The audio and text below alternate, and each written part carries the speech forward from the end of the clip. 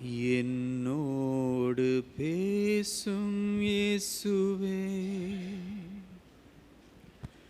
என்னோடு பேசும் இயேசுவே, நீர் வந்து பேசாதிருந்தார் என் வாழ்க்கை துளைந்து போகுமே. நீர் வந்து பேசாதிருந்தார் என் வாழ்க்கை சிதைந்து போகுமே. என்னோடு பேசும் இயேசுவே, என்னோடு பேசும் இயேசுவே, நீர் வந்து பேசாதிருந்தார் என் வாழ்க்கை துளைந்து போகுமே. நீர் வந்து பேசாதிருந்தார் என் வாழ்க்கை சிதைந்து போகுமே. அப்பா, இதுவே எங்கள் ஜெபம், அதுவே எங்கள் விண்ணப்பம். எங்களோடு இந்த காலை வேளையிலே தொடர்ந்து பேசும்படியாக நாங்கள் விரும்புகிறோம், உம்மை அழைக்கிறோம். கர்த்தர் திட்டவட்டமாய் தெளிவாய் எங்கள் வாழ்க்கைக்கு தேவையானதே மாத்திரமே அல்ல, எங்கள் வாழ்க்கையை இவ்வண்ணமாய் மாற்றிக்கொள்ள வேண்டும் என்பதையும் கர்த்தர் பேசி கற்றுத்தரும்படியாய் நாங்கள் ஜெபிக்கிறோம். உம்முடைய சமூகத்திற்குள்ளாய் எங்களை தாழ்த்தி முற்றிலும் முழுவதுமாய் அர்ப்பணம் செய்கிறோம்.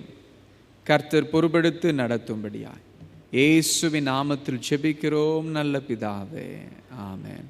ஹல்லேலூயா, ஹல்லேலூயா. இன்றைக்கு ஸ்தோத்திர பண்டிகையை கொண்டாடும்படியாக நாம் கூடி வந்திருக்கிறோம். We are gathered here to celebrate Thanksgiving Sunday. கர்த்தர் செய்த நன்மைகளுக்காக தேவனுக்கு நன்றி செலுத்த வந்திருக்கிறோம். We are here to give thanks to God for all His good deeds and His goodness in our life. And for that we will continue with the message or the theme that we have been looking at for the last 4 weeks. Alright, கடந்த 4 வாரங்களாக கடந்து வந்து பார்த்து கொண்டிருக்கிற தலைப்பு கர்த்தர் என் மேய்ப்பராய் இருக்கிறார். கடந்த வாரத்தில் மாத்திரமே ஒரு நிறுத்தம் இருந்தது. Last week we had a break.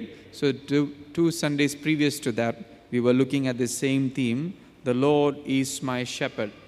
You have the bulletins or the sermon notes inside your bulletins. உங்களுடைய நோட்ஸ் புல்லட்டின்குள்ளே உங்களுடைய இந்த செய்தியுடைய ஒரு குறிப்பு அங்கே எழுதப்பட்டிருக்கிறது. நீங்கள் உங்களுடைய சொந்த குறிப்புகள் கர்த்தர் பேசும் பொழுது நீங்கள் எடுத்துக்கொள்ளலாம். I would like to encourage you to take your own notes and notations in that same notes so that when the Lord speaks to you, you are able to reflect on that when you go back. அப்போ இரண்டாவது பகுதியில் in part 2 we saw how the Lord Jesus as our good shepherd graciously protects his sheep as the shepherd. நாம் இரண்டாவது பகுதியில் இதை கவனித்தோம் என்றால் கர்த்தர் நல்ல மேய்ப்பராய் இருந்து எப்படி தம்முடைய ஆடுகளை பாதுகாக்கிறார் என்பதை நாம் திட்டம் தெளிவாய் கவனித்தோம். So of recap of the second part of the series, we live in the midst of danger. ஆபத்தின் மத்தியிலே நாம் வாழ்ந்து கொண்டிருக்கிறோம். அதிகமான மரணங்கள் எதனால் எந்த சிருஷ்டிப்பினாலே வருகிறது என்று பார்க்கும் பொழுது கொசுவினால தான் அதிகமான மரணங்கள் வருது என்று பார்த்தோம். When we were looking at what causes much deaths today, what creature causes much deaths today, it's the mosquito. How do we protect ourselves despite all these dangers? It is the Lord who protects us. கர்த்தர் தாம் நம்மை பாதுகாக்கிறவராய் இருக்கிறார் என்றதை நாம் கேட்டோம். அது மாத்திரமே அல்ல, அவருடைய கோலும் அவருடைய தடியும் நம்மை தேற்றி பாதுகாக்கிற ஒரு கருவியாய் அவர் பயன்படுத்துகிறார். We see the Lord uses his rod and his staff to bring about his comfort and his protection in our life. So we have been looking at these 3 P's. 3 P ஆங்கில எழுத்துக்களில் இருக்கிற Pயை பயன்படுத்தி நாம் கவனித்து வருகிறோம். The first, he is the provider. அவர் தேவைகளை சந்திக்கிறவராய் இருக்கிறார். The second P is the protector. அவர் பாதுகாக்கிறவர். இன்றைக்கு நாம் கவனிக்கிற இருக்கிற 3வது P, he is the perfecter. பரிபூர்ணப்படுத்துகிறவராகவும் இருக்கிறார் என்று நாம் பார்க்கிறோம். ஆரம்பமாக ஒரு சிறு கதை, நிச்சயமாகவே நம்முடைய கதை புத்தகங்களிலே வாசித்திருக்கக்கூடும், கேட்டிருக்கக்கூடும். It's a story that probably we have read in our storybooks or in other occasions we have heard about this story. போட்டி நடந்த ஒரு கதை. It's about a race. ஒரு ஆமைக்கும் ஒரு முயலுக்கும் ஒரு போட்டி வந்துச்சான். முயல் ஆமைட்ட சொன்னிச்சா, வா போட்டி போடலாம், யார் சீக்கிரமாக ஓடலாம் அப்படின்னு பார்க்கலாம். So the rabbit came to the tortoise and said, let's have a race and see who wins. அப்போ ஆமை சொன்னிச்சான், சரி போகலாம். So when they began the race, அந்த போட்டியை ஆரம்பித்த உடனே ஆமை முயல் நிற்குது, முயல் ஓட ஆரம்பிச்சிருச்சு. The rabbit started running. ஆமை எப்படி வரும்? மெதுவாக ஸ்லோ அண்ட் ஸ்டெடியாக வந்துக்கிட்டு இருந்துச்சு. அப்போ முயல் ரொம்ப வேகமாக சீக்கிரமாக முன்னே ஓடிதுனால அது என்ன செஞ்சா, ஆமை ரொம்ப பின்னே வந்துக்கிட்டு இருக்கு, நம்ம என்ன செய்வோம், கொஞ்ச நேரம் ரெஸ்ட் பண்ணுவோம் அப்படின்னு சொன்னிச்சான். So the rabbit, because it was much ahead, it looked back and said, the tortoise is still very, very far away. So what I will do, I will take a short nap, a short break. கொஞ்ச நேரம் பிறகு அந்த முயல் எழுஞ்சி பார்த்த உடனே உணர்ந்துச்சா, நான் தூங்கிட்டேன். The rabbit realized after a short time that it slept off, it fell asleep, and the tortoise was just crossing the finishing line. அந்த முயல், அந்த ஆமை மெதுவாய் நடந்து இந்த முயல் தூங்கி கொண்டு இருக்கிற நேரத்தில் அது கடைசி அந்த ஜெயிக்கிற அந்த பகுதியில் தாண்டி போகிறதை அது கண்டு ரொம்ப வெட்கப்பட்டு போயிடுச்சான். அப்போ இதை கவனிக்கும் பொழுது இந்த சம்பவத்தில் இருக்கிற நம்முடைய வாழ்க்கைக்கு சம்பந்தப்படுத்தி கவனிக்கக்கூடும். When we hear this story, we can relate it very closely to our life. How we begin is not as important as how we end.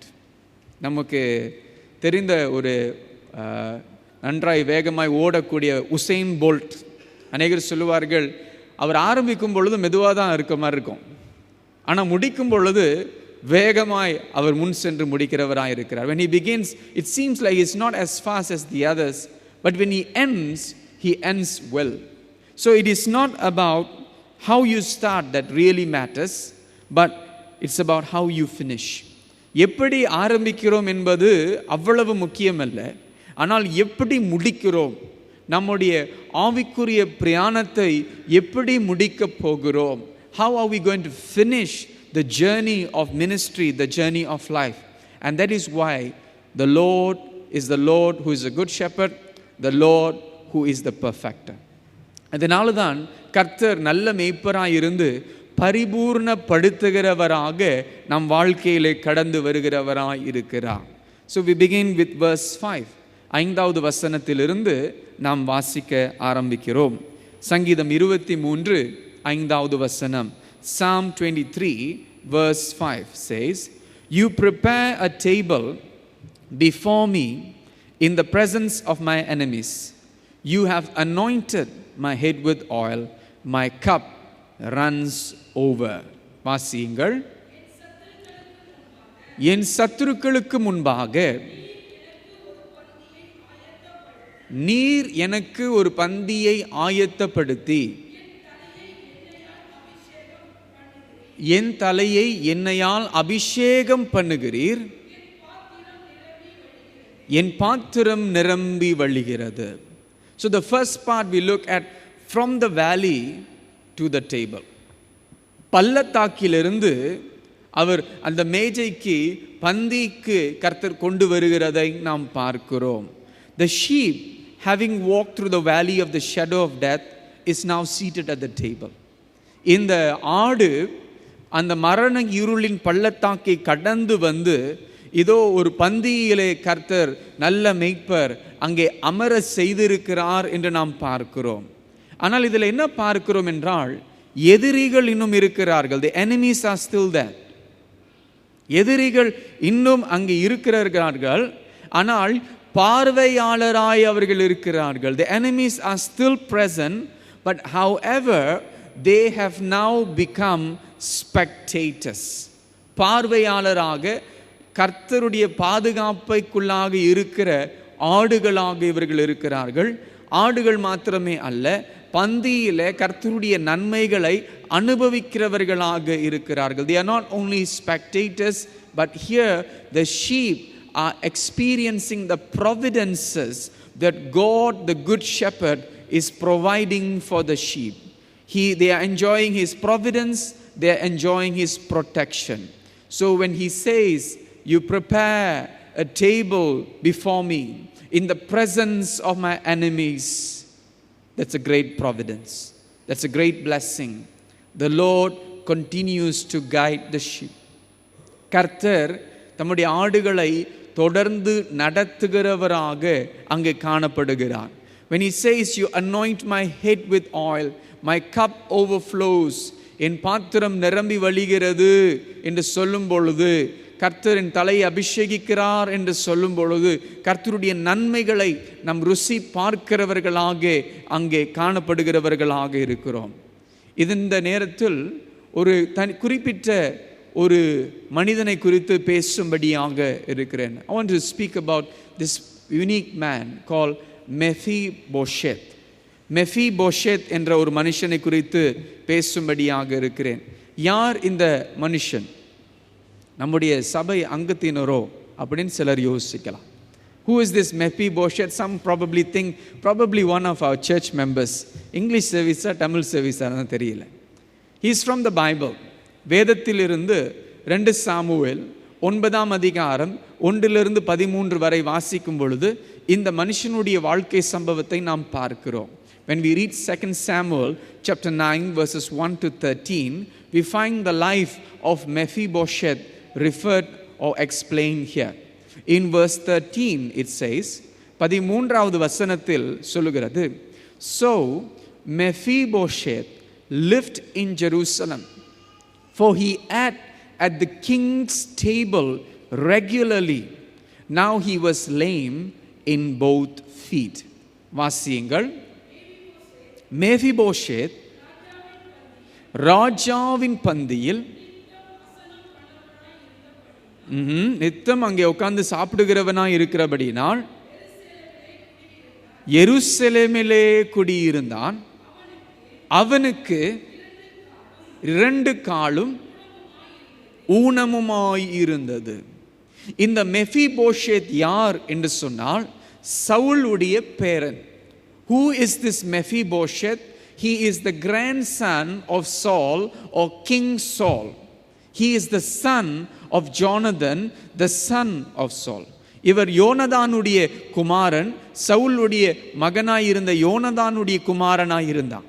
அப்ப சவுலுடைய ராஜ்யம், சவுலுடைய குடும்பத்திற்கும் தாவீதை அவர் வீழ்த்தும்படியாய், யோனதானை தவிர்த்து எல்லோரும் தாவீதை கொன்று போடும்படியாய் தான் செயல்பட்டார்கள். All the family of Saul except for Jonathan wanted to put David to death. அப்ப வழக்கமாய் ஒரு புதிய ராஜா ஒரு புதிய ராஜ்யத்தை அவர் எடுத்துக்கொள்ளும் பொழுது இதற்கு முன்னே இருந்த ராஜ்யத்தினுடைய சந்ததியை அழித்து போடுவார்கள். Usually when a new king takes over of a kingdom, he will act to destroy all the generations of the former kings, because they don't want a coup to take over his kingdom. அவர்களுடைய ராஜ்யத்தை வீழ்த்தும்படியாக இவர்கள் செயல்பட்டுறக்கூடாது என்று சொல்லி செயல்படுவார்கள். அப்ப நியாயப்பிரகாரமாய் பார்க்கும் பொழுது தாவீது என்ன செய்திருக்க கூடும் என்றால், அவர் மெஃபிபோஷத்தை கொன்று போற்றுவதற்கு தீர்மானம் எடுத்திருக்க கூடும். What probably David should have done in that context was to find where is Mephibosheth and put him to death. But he does the exact opposite. அவர் அப்படி செய்யாமல் அதற்கு எதிராய் செய்கிறதை பார்க்கிறோம். He discovers, he finds out where is Mephibosheth. மெஃபிபோஷேத் எங்கே இருக்கிறார் என்று அவர் கண்டுபிடித்து அவரை அவருடைய அரண்மனைக்கு கொண்டு வந்து he brings him to his palace and he provides him with all that he is needed. அவருக்கு தேவையான எல்லாவற்றையும் அவருக்கு தந்து அவர் அந்த ராஜாவின் பந்தியிலே போஷிக்கும்படியாக அவருக்கு அந்த பாக்கியம் கிடைக்கிறது. He receives the privilege to be seated at the king's table and to eat all the food that is laid before the king. இது கிருபை. This is grace. Undeserving. He was lame. His generation, his family was no more in power, but he receives grace. கிருபையை பெற்றுக்கொள்ளுகிறார். And it refers and reflects very closely to our own life. நம்முடைய வாழ்க்கையை பார்க்கும் பொழுது இதை சம்பந்தப்படுத்தி பேச கவனிக்கக்கூடும். நாம் இருளின் அந்தகாரத்தின் ராஜ்யத்தில் அகப்பட்டவர்களாக இருந்தோம். We were people who were in bondage in the kingdom of darkness. We were lame. We were dead. But God made us alive. நாம் செத்து போனவர்களாய் பாவத்தில் மரித்தவர்களாக இருந்தோம். ஆனால் தேவன் நம்மை உயிர்ப்பித்தார். The Lord made us alive in Jesus.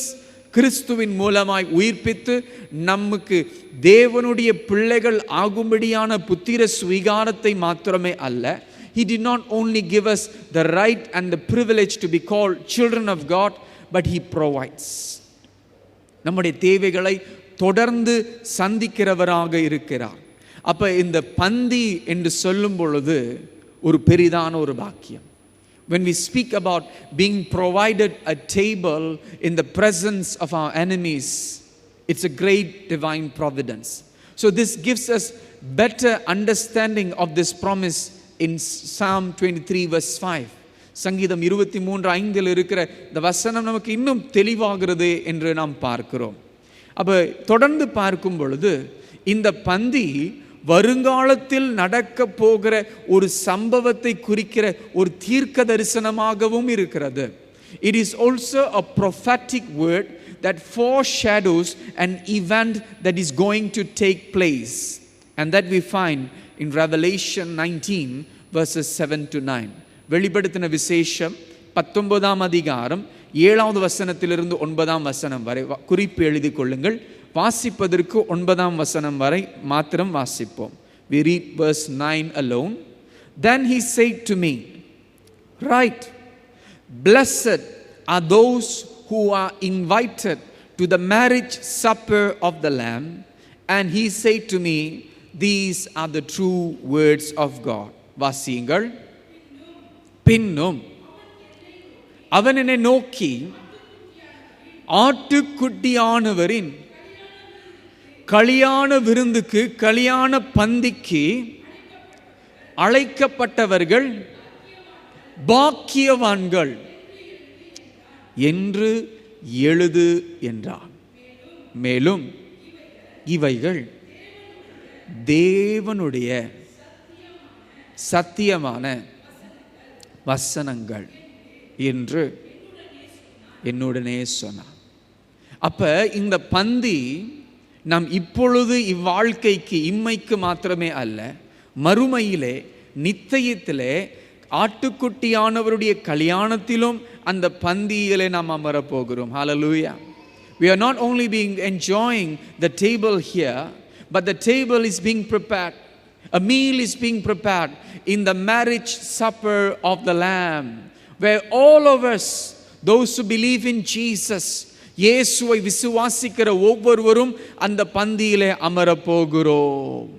அந்த பந்தியிலே கர்த்தர் நமக்கு ஆயத்தம் பண்ணி அதிலே நாம் கலிகூறும்படியாய் நமக்காக ஆயத்தம் பண்ணி கொண்டிருக்கிறார்.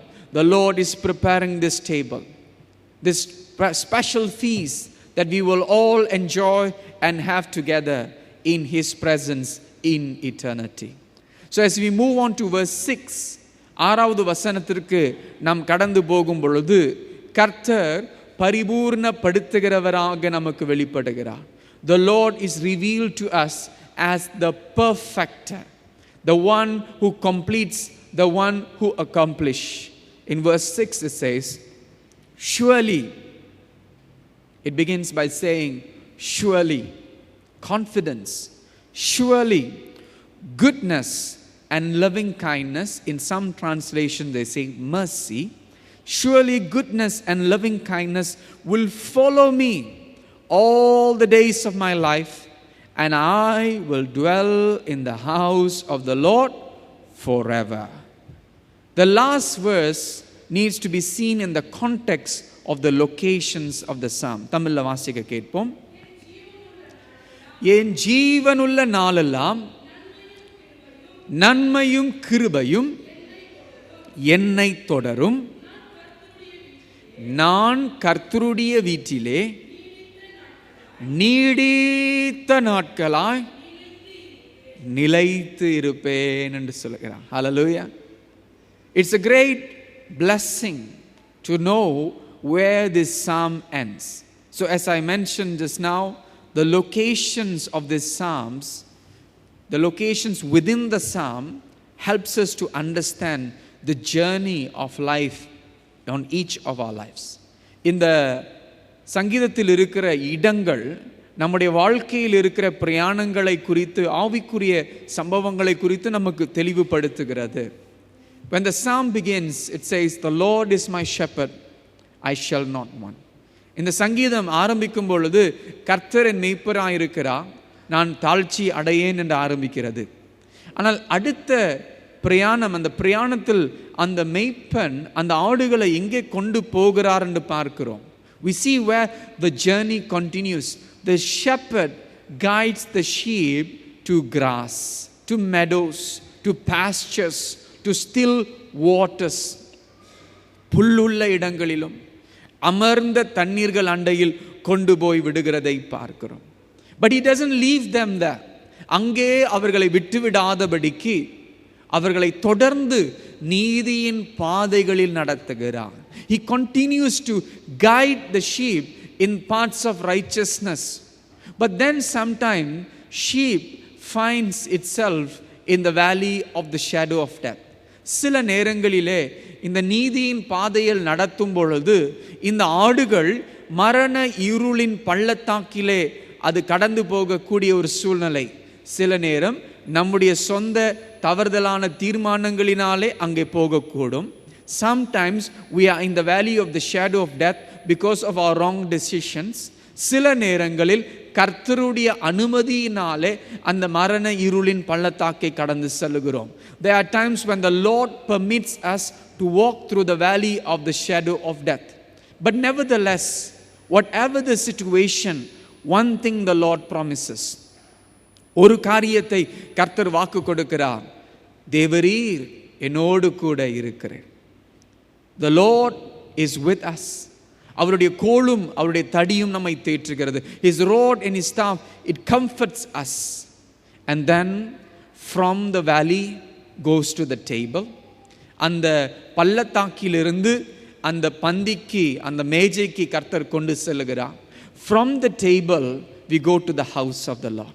அந்த பந்தியிலிருந்து கர்த்தருடைய இல்லத்திற்கு, கர்த்தருடைய வீட்டிற்கு, பரலோக ராஜ்யத்திற்கு கர்த்தர் நம்மை கொண்டு சென்று கொண்டே இருக்கிறதை பார்க்கிறோம். We see the Lord continues to help. நீங்கள் பிரயாணத்தில் போய் கொண்டு இருக்கிறீங்க, நடந்து போய்கிட்டு இருக்கிறீங்க. Maybe you're walking along the street and you find someone suddenly fell just in front of you. திடீரென்று ஒருவர் உங்களுக்கு முன்பாக அவங்க கால் தவறி விழுந்துட்டாங்க. என்ன செய்வோம்? ஐயோ பாவோன்னு பார்ப்போம். அதே கொஞ்சம் மிஞ்சி போய் உதவி செய்வோம். Alright, if we see someone falling down, what we probably will do, we will have pity on them. If we are more gracious, we will walk over to them to help them. We will lift them up. அவர்களை தூக்கி விடுவோம். And we may ask, ஏதாவது அடிபட்டிருக்கான்னு கேட்போம். We probably will ask, have you have any injury? And if they say, I'm okay.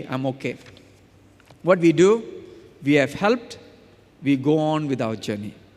நம்ம உதவி செஞ்ச பிறகு அவங்க சரியாக இருக்காங்கன்னு தெரிஞ்ச உடனே நாம் நம்முடைய வழியில் தொடர்ந்து போவோம். ஆனால் கர்த்தர் அப்படி அல்ல. The Lord is not like that. He is not the one who just comes to just drop in for a while, check on us and then move on. He is with us always. நம்மோடு எப்பொழுதும் இருக்கிறவராக இருக்கிறார். அப்ப இந்த சங்கீதத்தில் இருக்கிற இந்த பிரயாணம் எங்க ஆரம்பித்தது? இடம் தெரியாத ஒரு இடத்தில் ஆரம்பித்தது. It began in an unknown location. It took them to green pastures, still waters, paths of righteousness, valley of the shadow of death, the table and then house of the Lord. எங்க ஆரம்பித்ததுன்னு தெரியாது, ஆனா எங்கே முடிகிறதுன்னு மாத்திரமே தெரியும். ஹalleluya. நம்முடைய பிரயாணம் வெவ்வேறு இடங்களிலே ஆரம்பித்திருக்கலாம். Our journey probably began in different places, in different countries, in different cities, but our destination is all the same. நம்முடைய இலக்கு, நாம் செல்லுகிற இடம் ஒரே இடம். கர்த்தருடைய ராஜ்யம், கர்த்தருடைய பிரசன்னம், தேவனுடைய பரலோக ராஜ்யத்திற்கு செல்கிறோம். We are all moving to heaven. So the journey of life is sometimes not really smooth sailing. வாழ்க்கையின் பிரயாணம் நமக்கு சுமூகமாய் சுலபமாய் இல்லாமல் இருக்கலாம். ஆங்கிலத்தில் சொல்லுவார்கள், ஒரு மலர் படிக்கை போல் இல்லாமல் இருக்கலாம். It probably is not like a bed of roses. It is not smooth sailing. There will be challenges. There will be shaking. போராட்டங்கள் இருக்கும், அசைவு இருக்கும், கஷ்டங்கள் இருக்கும், மரண இருளின் பள்ளத்தாக்கில் இருக்கும். ஆனால் அந்த சூழ்நிலையிலே நம்முடைய கண்கள் அவர் மேல் பதிய செய்ய வேண்டும். We must be focused on him. Billy Graham என்று ஒரு தேவ ஊழியர் சொல்கிறதை நாம் பார்க்கிறோம். The words of Billy Graham, a minister of God, a very experienced minister of God, who's waiting to meet the Lord as we speak. The Christian life is not a constant high, he says.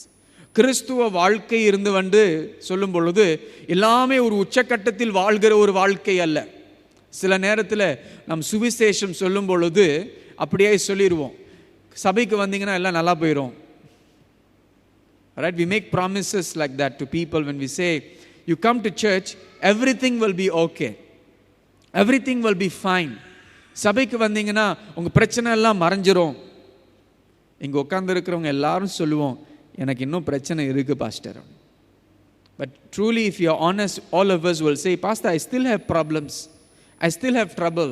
I still have headaches. I still have issues. I still have many things that I'm handling with. But the real promise, the scripture says to us, is not a life without problem. பிரச்சனை இல்லாத வாழ்க்கையை கர்த்தர் நமக்கு வாக்கு கொடுக்கல. எல்லா சூழ்நிலையிலும் எல்லா பிரச்சனைகளிலும் நம்மோடு கூட இருப்பேன் என்று மாத்திரமே வாக்கு பண்ணியிருக்கிறார். Hallelujah. The Lord's promise is not that there will be no troubles and problems at all, but what he has promised is that I will never leave you, I will never forsake you, I will be with you forever. இந்த வாக்குத்தத்தத்தை பண்ணின நம் ஆண்டவர் நம்மோடு கூட இருக்கிறார். ஆமென். இந்த ஆறுதல் நமக்கு பலம். This comfort is our strength. So Billy Graham says the Christian life is not a constant high. There will be high moments. எல்லாமே உச்சக்கட்டத்தில் வாழ்கிற உச்சமான ஒரு நிலையிலே நாம் வாழ மாட்டோம். உச்சக்கட்டத்தின் நிலைகள் இருக்கும், சந்தோஷமான ஆசீர்வாதமான நிலைகள் நிச்சயமாக இருக்கும். Then he says, I have my moments of deep discouragement. ரொம்ப மன சோர்வின் சூழ்நிலை, மன உளைச்சலின் நிலையும் நான் கடந்து செல்கிறேன். I have to go to God in prayer with tears in my eyes. கண்ணீரோடு தேவ சமூகத்திற்கு சென்று and say, oh God, forgive me or help me. ஆண்டவரே, என்னுடைய குறைகள் குற்றங்கள்னால இது நடந்திருக்கும் என்றால் என்னை மன்னியும் அல்லது எனக்கு உதவி செய்யும் என்று சொல்லி அவரிடத்தில் ஜெபிப்பேன். அப்ப கிறிஸ்துவ வாழ்க்கையின் பிரயாணம் போராட்டம் நிறைந்ததாக இருக்கிறது. ஆனால் நாம் யாரை தேட வேண்டும் என்பது தெளிவாக இருக்கிறது. Who are we to seek? இங்க பார்த்தீங்கன்னா நன்மையும் கிருபையும் நம்மை தொடரும் என்று வேதம் சொல்லுகிறது. The scripture says, surely goodness and mercy will follow me. ஆனால் நாம் வாழ்கிற வாழ்க்கை அதற்கு எதிராக இருக்கிறது. But the life that we live is quite opposite to this.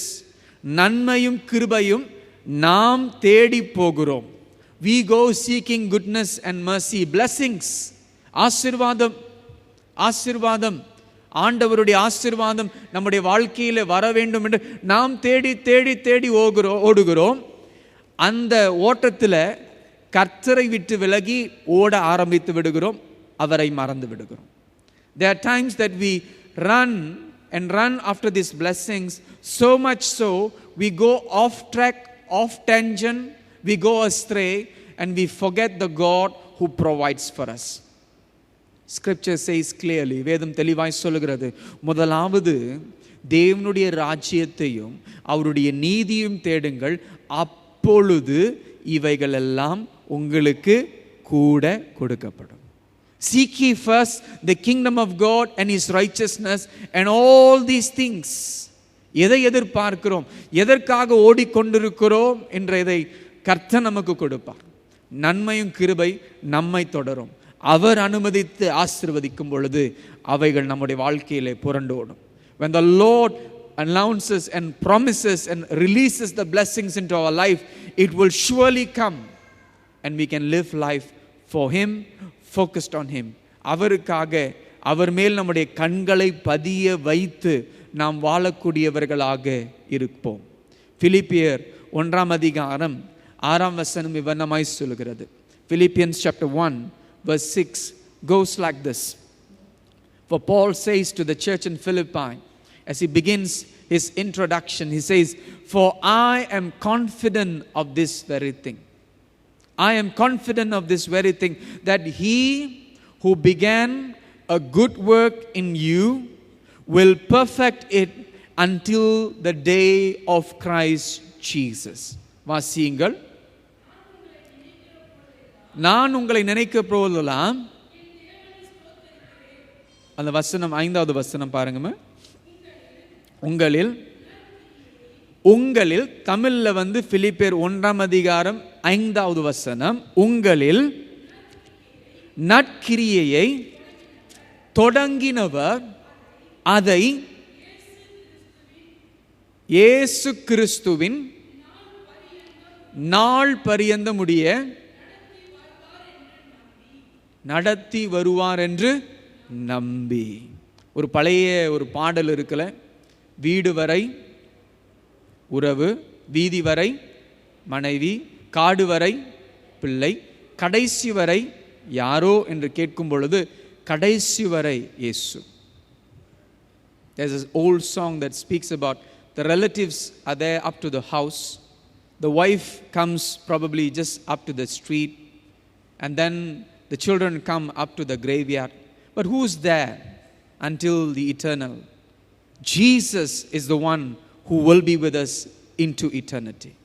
இறுதி வரை, கடைசி வரை நம்மை கைவிடாமல், எந்த சூழ்நிலையிலும் நம்மை விட்டு விலகாமல், இறுதி வரை அவர் தொடங்கின நற்கிரியை செய்து முடிக்கும்படியாய் கர்த்தர் செயல்பட்டு கொண்டே இருக்கிறார். அதுதான் பரிபூர்ணப்படுத்துவார். ஹல்லேலூயா.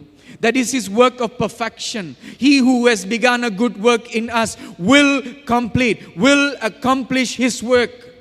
Sometimes we go off track, he comes seeking. அந்த ஒரு ஆடு வழி தப்பி போகும் பொழுது போல நாம் அப்படி இருக்கிறோம். அவர் சொன்ன வழியை விட்டு நாம் சொந்த வழியை வாழும் பொழுது கர்த்தர் தேடி வருகிறார். கர்த்தர் நம்மை அனைத்து தேடி தேற்ற வருகிறார். நேற்று ஒரு ஊழியக்காரரோடு நான் தொடர்பு கொள்ளும் பொழுது அவர் சொன்னார், அண்ணே நான் எத்தனையோ வழியில் ஆண்டவர் வழிகளை விட்டு நான் ஓடிடுறேன், ஊழியத்தில் இருக்கிறேன், ஆனால் ஆண்டவர் சொன்ன வழியில் நான் விட்டு போயிடுறேன். I was speaking to a servant of God who was just sharing. He said, brother, there are many times that I'm doing the Lord's work, but I'm going off track from what the Lord wants me to do. We can do that. We can do that in our lives. But the Lord is the one who will fulfill and accomplish. So the Lord finishes what he starts. அது எதை ஆரம்பிக்கிறாரோ அதை அவர் முடிப்பார். He has begun his work of salvation in us and called us to live for him. ரட்சிப்பின் ஜீவியத்தை நமக்கு கொடுத்திருக்கிறார். அந்த ஜீவியத்தில் வாழும்படியாய் கர்த்தர் நம்மை தொடர்ந்து அழைக்கிறார். அந்த போராட்டத்தில் சோர்வு வரலாம். There may be challenges and we may feel overpowered, discouraged. But one assurance we have, the Lord is with us. கர்த்தர் நம்முடைய சூழ்நிலையை அறிந்து முடிக்கும்படியாக தொடர்ந்து வருவார். அநேக கல்லறைகளிலே இந்த வசனங்களை நாம் பார்க்கலாம். We can find this in many tombstones. அவங்க எப்படி வாழ்க்கை வாழ்ந்தார்களோன்னு தெரியாது, ஆனால் கல்லறையில் எழுதும் பொழுது இந்த வசனத்தை அதிகமாக எழுதி விடுவோம். Doesn't matter what type of life we live. சபையிலேயோ ஆண்டவருடைய காரியத்தில் நாம் வாழாமல் இருக்கலாம், ஆனால் கல்லறையிலே ஒரு நல்ல வசனம். என்ன வசனம் என்றால் 2 தீமோத்தேயு 4ஆம் அதிகாரம் 7வது வசனம் குறிப்பாய், ஆனால் 7-8 நாம் வாசிப்போம். Particularly verse 7 is the familiar verses that you find in a lot of tombstones, but verse 7 and 8 is what we want to read. It says, the Lord wants to finish his work. கர்த்தர் அவருடைய நற்கிரியை, தொடங்கின நற்கிரியை செய்து முடிக்க அவர் விரும்புகிறார். நம்முடைய மறுமொழி என்ன? What is our response is, I have fought the good fight. I have finished the course. I have kept the faith. வாசிங்கள் 7வது வசனம். நல்ல போராட்டத்தை போராடினேன், ஓட்டத்தை முடித்தேன், விசுவாசத்தை காத்துக்கொண்டேன். நல்ல போராட்டத்தை போராடினேன், ஓட்டத்தை முடித்தேன். கடைசியில் என்ன இருக்கணும்? விசுவாசத்தை காத்துக்கொள்ளணும். ஓடி ஓடி ஓடி விசுவாசத்தை காத்துக்கொள்ளாமல் விசுவாசத்தை விட்டு நாம் விலகி போயிடக்கூடாது. Let us not run the race to the extent that we lose faith in the Lord. எத்தனையோ பேர் முதல் அன்பை விட்டு ஏதோ ஒரு பழக்கம், ஏதோ ஒரு சடங்காச்சாரம், ஏதோ ஒரு சம்பிரதாயமாய் சபைக்கு வந்து கொண்டிருக்கிறோம். Many of us have lost that first love and come to church as a tradition, as something that I need to do. Thanksgiving Sunday pa churchku போய் ஆகணும். Christmas ஐயா churchku போய் ஆகணும். Because it's Christmas, because it's Thanksgiving Sunday, some of us we do it as a routine. ஒரு பழக்கம். Sunday morning என்ன செய்யறதுன்னு தெரியல பாஸ்டர், அதனால நான் சர்ச்சுக்கு வரேன். அதல்ல கிறிஸ்துவ வாழ்க்கை. கர்த்தருக்காக வாழ்கிற வாழ்க்கை. விசுவாசத்தை காத்துக்கொள்ள வேண்டும், நல்ல போராட்டத்தை போராட வேண்டும், ஓட்டத்தை முடிக்க வேண்டும். Christian life is a life of running the race, fighting the good fight, the fight that the Lord has for us. தேவையில்லாம சண்டை போட்டுக்கிட்டு, it's not fighting the unnecessary fight. அவர் வைத்திருக்கிற போராட்டம். It's a fight that the Lord has for us to run the race, to keep the faith. In verse 8 it says, 8வது வசனத்தில் வாக்குத்தத்தமாய் வருகிறது, in the future there is laid up for me the crown of righteousness, which the Lord, the righteous judge, will award to me on that day, and not only to me, but also to all who have loved his appearing. வாசியுங்கள். இது முதல் நீதியின் கிரீடம் எனக்காக வைக்கப்பட்டு இருக்கிறது. நீதியுள்ள நியாயாதிபதியாகிய கர்த்தர் அந்நாளிலே அதை எனக்கு தந்தருளுவார். எனக்கு மாத்திரம், பவுலுக்கு மாத்திரம் அல்ல, அவர் பிரசன்னமாக்குதலை விரும்பும் யாவருக்கும் அதை தந்தருளுவார். We are not running for the crown that the world will give. We are not running for the position that the world will give.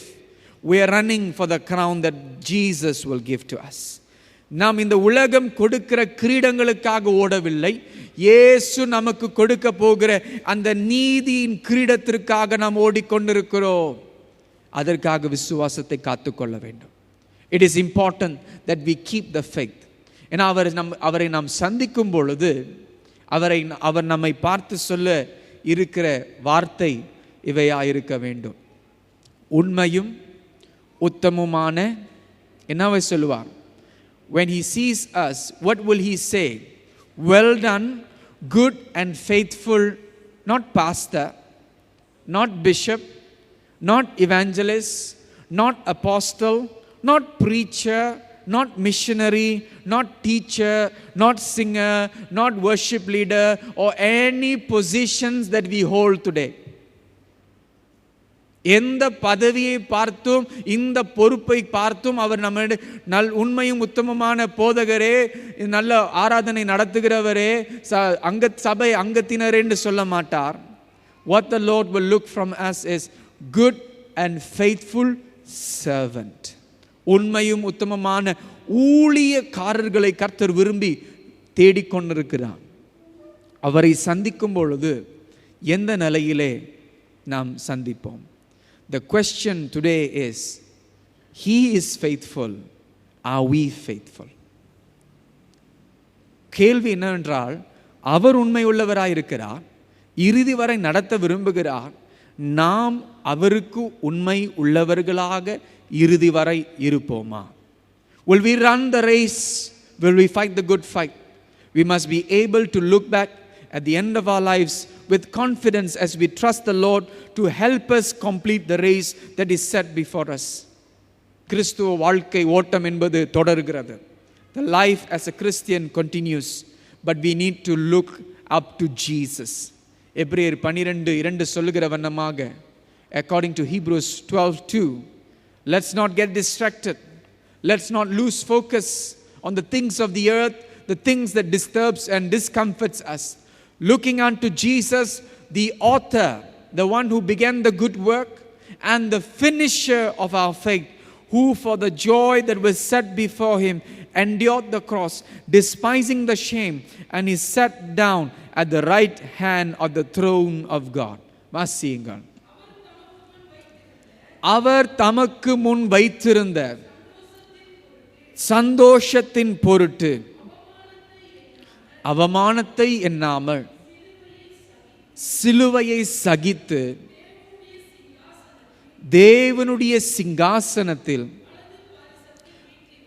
வலது பரிசத்தில் வீற்றிருக்கிறார். அவர் விசுவாசத்தை துவக்குகிறவரும் முடிக்கிறவருமாயிருக்கிறார் என்று வேதம் சொல்கிறார். He is the one who is the author and perfecter or finisher of faith. அவர் ஆரம்பிச்சிருக்கிறாரு, முடிக்க விரும்புகிறார். நாம் ஆரம்பித்திருக்கிறோம், அவரோடு முடிக்கும்படியாய் விருப்பப்பட வேண்டும். முடிக்க விரும்ப, அவரோடு முடிக்க நல்கிரீடத்தை, நீதியின் கிரீடத்தை, உண்மையும் உத்தமமான ஊழியக்காரர்கள் என்ற அந்த பாராட்டை, let us continue to run to know that he wants to perfect, to run to receive this reward of the crown of righteousness, to receive the reward of this word of encouragement, good and faithful servant. Let us run the race. So in conclusion, as I recap for this series, from the valley to the table, பள்ளத்தாக்கிலிருந்து அந்த பந்திக்குள் கர்த்தர் நம்மை நடத்துகிறார். கர்த்தர் பரிபூர்ணப்படுத்துகிறவராக அங்கு செயல்படுகிறார். The Lord is the Lord, the good shepherd. He is the perfecter. 2 கேள்வி, 2 questions for reflection, which is also in the sermon notes in the bulletin. How did you begin your Christian life and how are you now? கிறிஸ்துவ வாழ்க்கையை எப்படி ஆரம்பித்தீர்கள்? இப்பொழுது எங்கே எப்படி இருக்கிறீர்கள்? முதல் அன்பை விட்டு, அவரை விட்டு நாம் விலகி இருக்கலாம். சிலர் சொல்லுவோம், அந்த காலத்தில் நல்லா ஊழியம் செஞ்சேன். கிறிஸ்துவ வாழ்க்கைக்கு ரிட்டையர்மெண்ட் என்பதே இல்லைங்க. There is no retirement for Christian life. It continues. Ministry evolves. ஊழியங்கள் வித்தியாசப்படலாம், வித்தியாச ஊழியங்களிலே நாம் பங்கு கொள்ளலாம். ஆனால் கிறிஸ்துவ ஜீவியம் ஒரு நிறுத்தம் அல்ல. There is no journey, there is no retirement. We continue to live for Jesus. So how do you plan to finish your journey on earth before we stand in judgment? நியாய தீர்ப்பிலே கர்த்தரை சந்திப்பதற்கு முன்பாக நாம் இந்த ஓட்டத்தை எப்படி தொடர்ந்து ஓடப்போகிறோம்? எப்படி ஓடப்போகிறோம்? அது நாம் சிந்திக்க வேண்டிய, நிதானிக்க வேண்டிய ஒரு கேள்வி. மீண்டுமாய் சங்கீதம் 23 கர்த்தர் நம்முடைய தேவைகளை சந்திக்கிறவர். From Psalm 23 once again, the Lord is our provider. The Lord is our protector. தேவன் நம்மை பாதுகாக்கிறவர். The Lord is our perfecter. தேவன் நம்மை பரிபூர்ணப்படுத்துகிறவர். கர்த்தருடைய வீட்டில் நீடித்த நாட்களாய் நிலைத்திருக்கும்படியாய் நம்மை நடத்துகிறவர். He is the one who will lead us to dwell in the house of the Lord, in the presence of the Lord forever. So as we remain seated, let's just take a moment to reflect. ஒரு அமைதியான நேரத்தில் நம்மை நாம் தாழ்த்தி நிதானிக்க, சிந்திக்க, யோசிக்க வேண்டிய ஒரு நேரமாய் இதை பயன்படுத்திக் கொள்வோமாக. கர்த்தரின் மேய்ப்பராய் இருக்கிறதால் ஒரு குறையெனக்கில்லையே.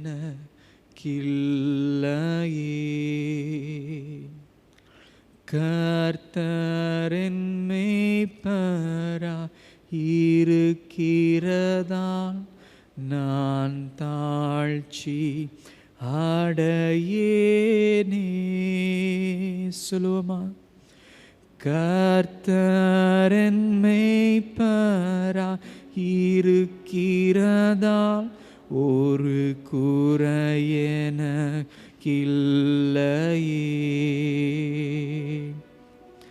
கர்த்தரின் மேய்ப்பராய் இருக்கிறதால் நான் தாழ்ச்சி அடையேனே.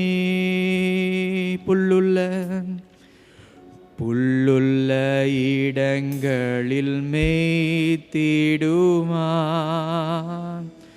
அமர்ந்த தண்ணீரண்டை சேர்த்திடுவான். ஆத்மாவை தினம் தேற்றிடுவான். நீதியின் பாதையில் நடத்திடுவார். செல்லும் வழியை செம்மையாக்கி தன் முன் செல்ல உதவிடுவார். சோர்ந்திடாமல் பலன் கொடுத்து தம் கரத்தினால்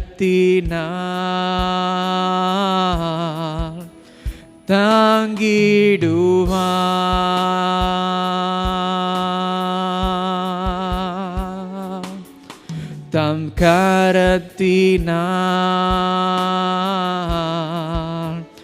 தாங்கிடுவார். நன்மையும் கிருபையும் தொடர்ந்திடுமே. ஜீவனுள்ள நாளெல்லாம் நன்மையும் கிருபையும் தொடர்ந்திடுமே. ஜீவனுள்ள நாளெல்லாம் நன்மையும் கிருபையும் தொடர்ந்திடுமே.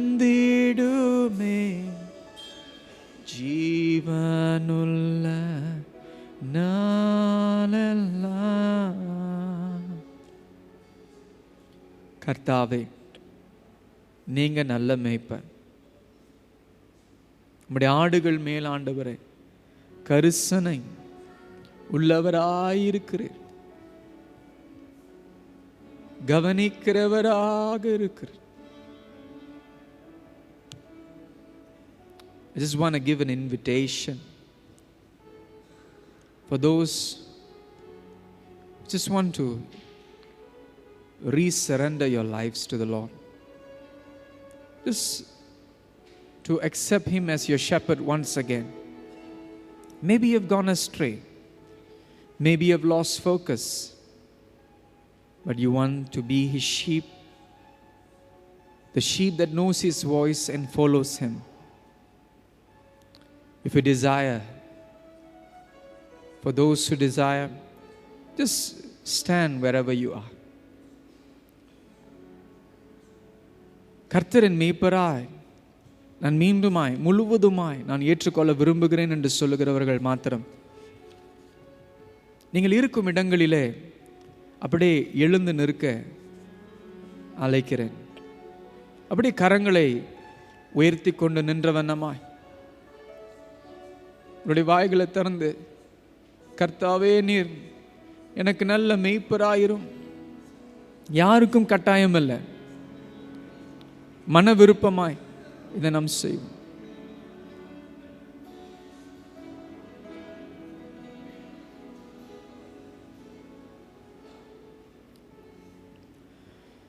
என் மெய்ப்பரே இயேசையா,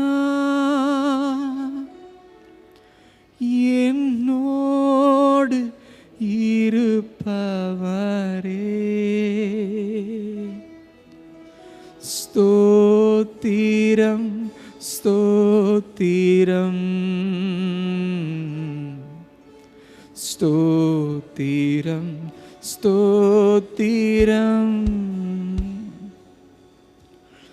என் மேய்ப்பரே இயேசையா, என்னோடு இருப்பவரே, ஸ்தோத்திரம் ஸ்தோத்திரம் ஸ்தோத்திரம் ஸ்தோத்திரம். மீண்டுமாய் சொல்லுவோம். என் மேய்ப்பரே இயேசையா,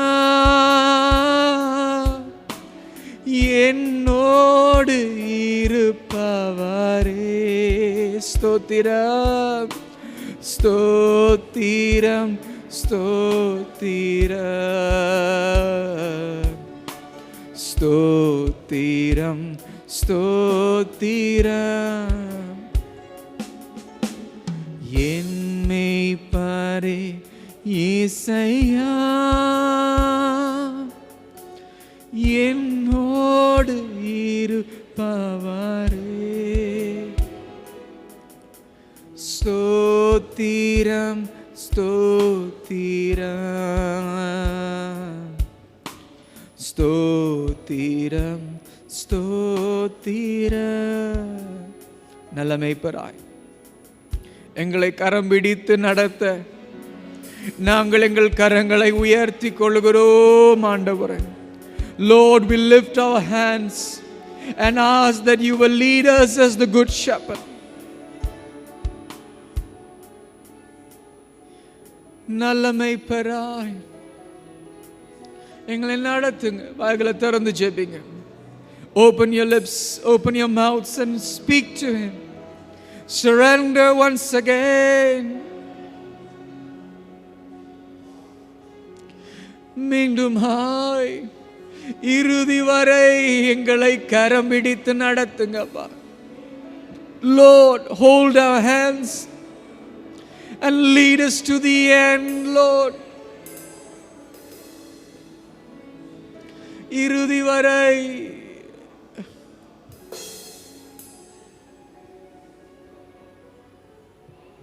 எங்களை அழைத்தவராயிருக்கிறீர்.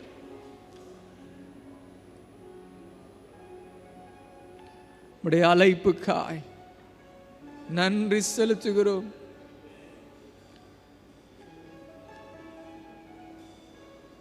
அப்படியே ஆவியானவருக்கு இந்த நேரத்தை நாம் ஒப்புக் கொடுப்போம். To surrender this particular time to the complete work of the Holy Spirit.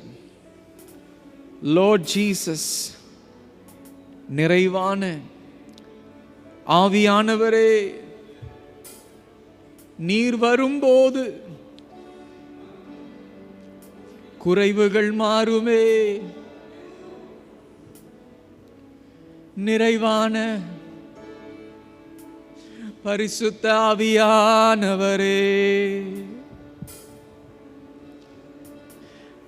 நீர் வாரும் ஆண்டவரே.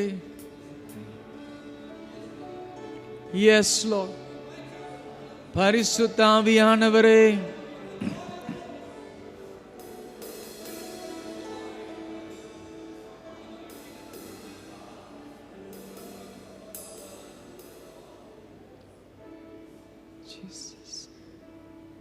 நிறைவான ஆவியானவரே,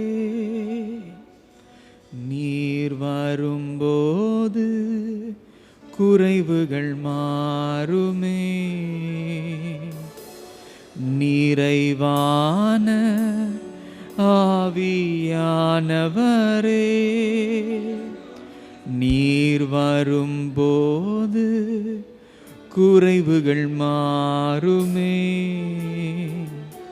நீர் வந்தால் சூழ்நிலை மாறுமே. முடியாததும் சாத்தியமாகுமே. நீர் வந்தால் சூழ்நிலை மாறுமே. முடியாததும் சாத்தியமாகுமே.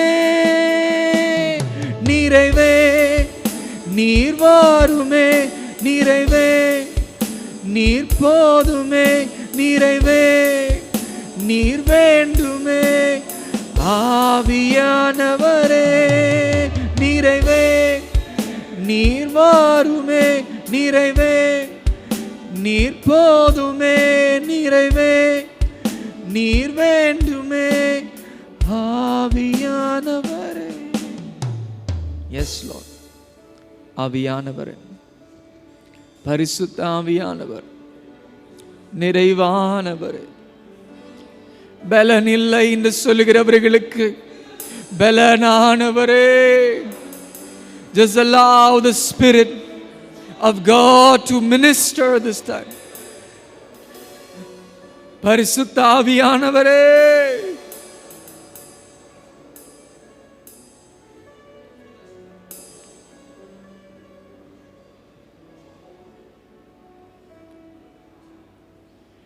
பலவீனம் பலனாய் மாறுமே. சுகவீனம் சுகமாய் மாறுமே. பலவீனமா, சுகவீனமா, சோர்வா, தடையா, கஷ்டமா, அவிடத்துல சொல்லுங்க.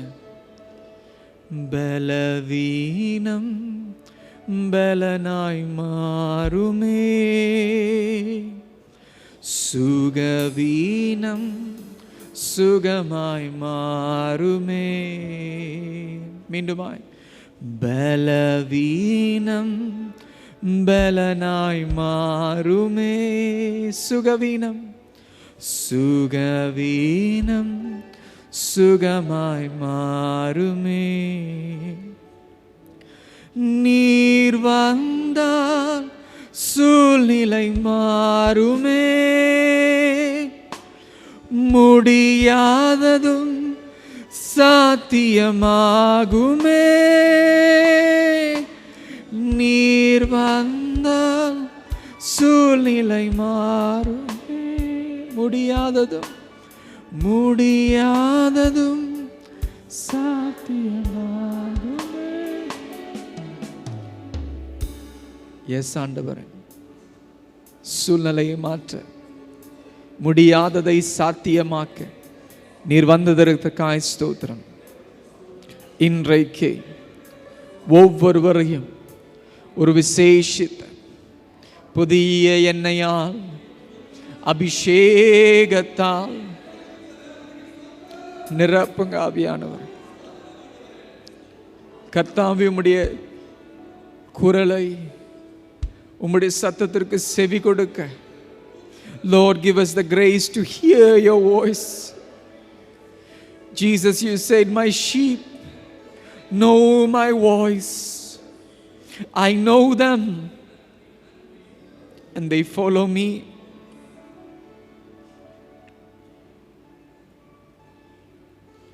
Help us to follow you, Jesus.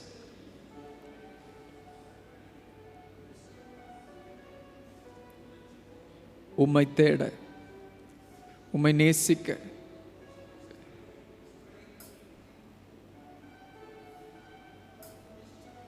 just say to Jesus, I want to hear your voice, Lord.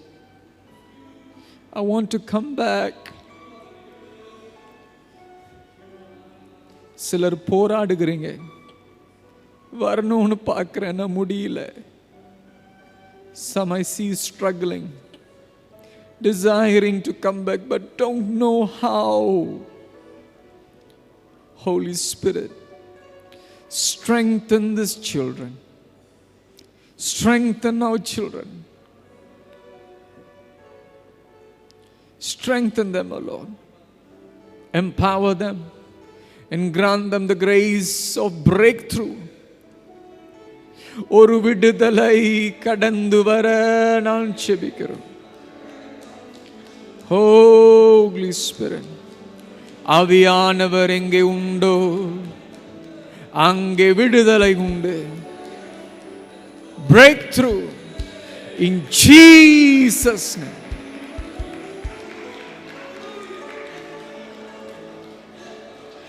Breakthrough in Jesus' name. Let the Spirit of God continue to minister, continue to work.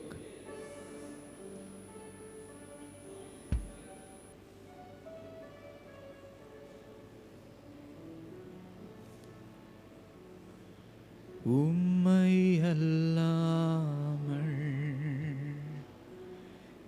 எனக்கு யாருண்டு?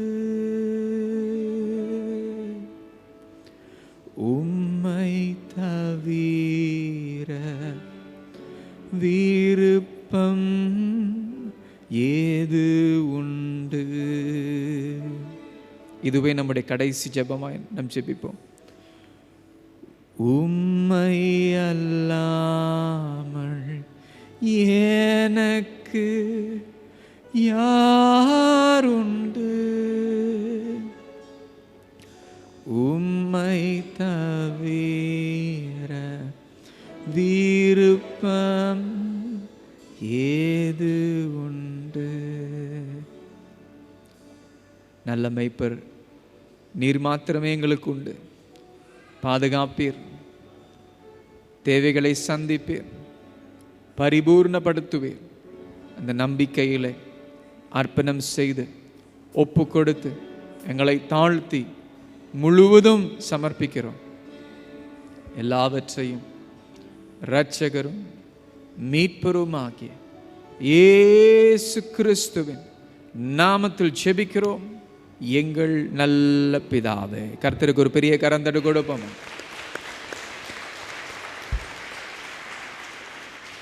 Praise the Lord.